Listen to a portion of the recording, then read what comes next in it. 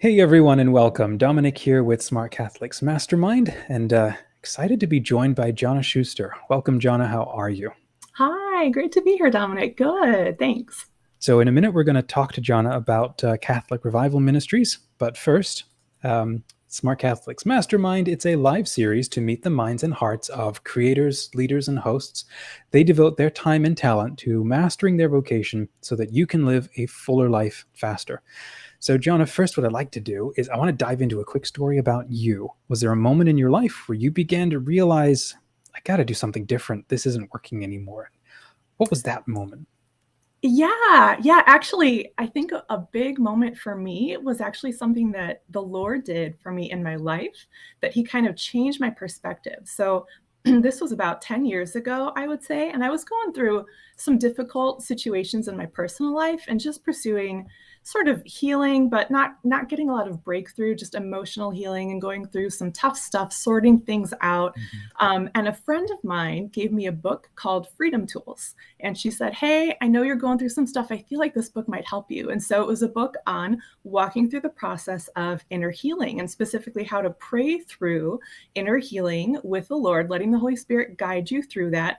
And it actually was a book designed to teach you how to pray with others to help bring them into healing. But she said, "I think you could probably learn some stuff." And this was before the time of Unbound. Nobody knew Unbound at that time. And so I was like, well, I don't know who this author is. It's a Protestant, but I trust my friend. And so I'm just going to dive in and read it. And reading through, even though it was teaching you how to do this for other people, I applied everything to myself. So everything I read, I would pray over myself and I would listen to the Lord in prayer and kind of walk through these steps of just inviting the Lord into these hurting and broken areas of my heart and my life. And by the end of the book, I had gotten so radically delivered and healed by the Lord. He was just so kind and gracious to show up, Wow. me and my, inexperience with one little book in my hand. And I basically got free from things that I had struggled with my entire life, like fears that I had struggled with my entire life. I was afraid to get married. I was afraid of being vulnerable. I was afraid of so many things and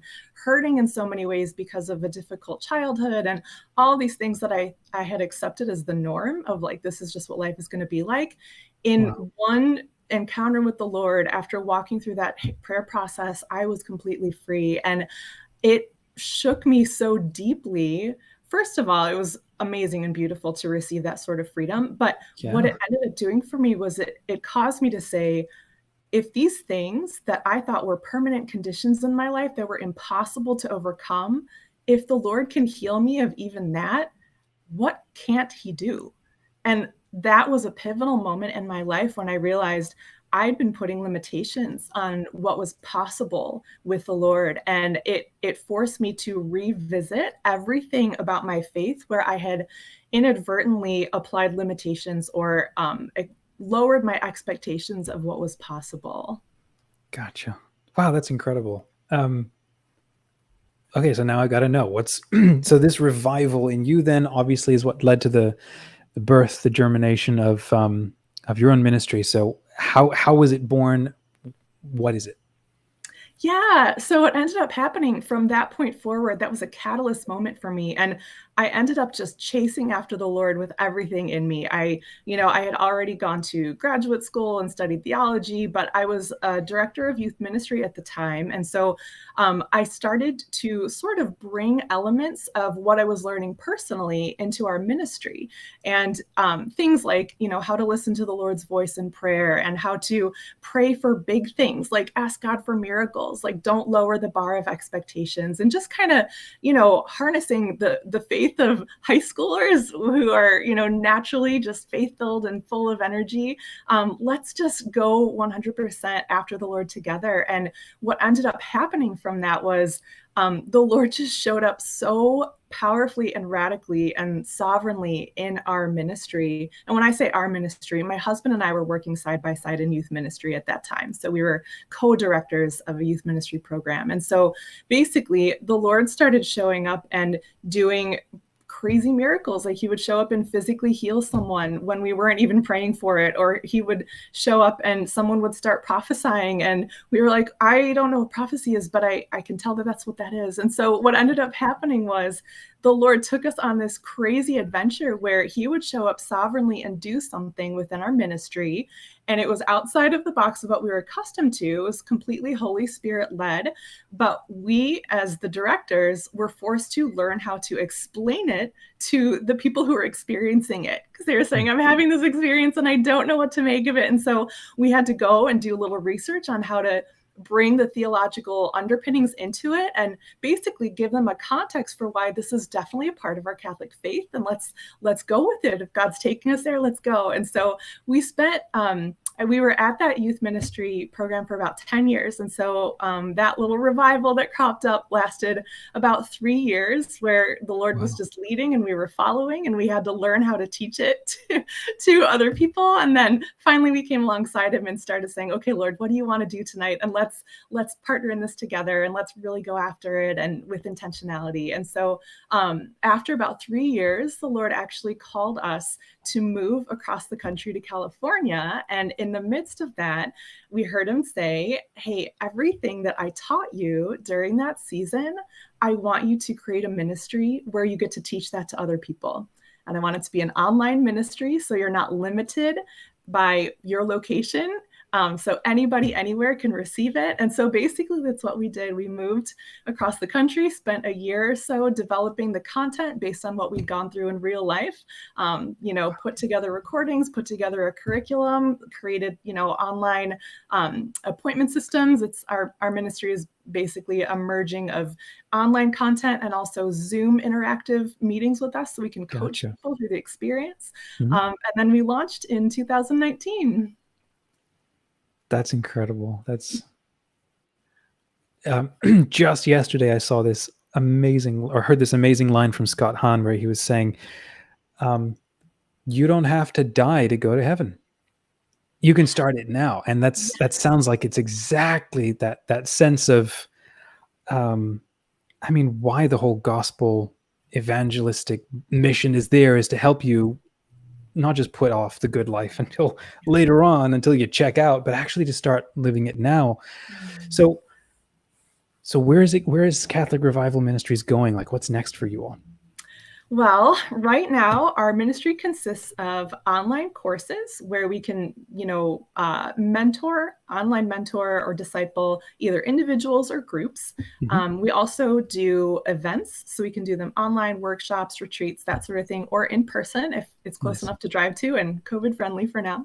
And in the future, we're still a fairly young ministry. We launched in 2019, and we're still kind of getting our footing and building a following, but our dreams for the future actually involve creating a ministry community. So basically what we've discovered in the ministry that we're doing is that I thought we would be teaching groups of people. I thought we'd have like small groups and Bible studies saying, yes, I want to go deeper and learn how to use my spiritual gifts. But we're actually getting almost exclusively individuals. And all of those individuals feel very alone, very isolated, and don't know how to find kindred spirits. But where I'm standing, I'm finding them all. They're all coming to me. And so I would love to provide a space where they can gather and be with one another online, most likely because we've got people all over the world. And they can just be known and kind of journey through and navigate the ups and downs of what it looks like to go on an adventure with the Holy Spirit. That is awesome. I'm curious to ask, what's a big win that you've had this past year since you've been developing this? A big win. Well, personally, I've had a lot of wins of overcoming my fears because I am not comfortable being online on video. That's a very new thing for me. And I knew the Lord was calling me to it, so I had to just do it afraid.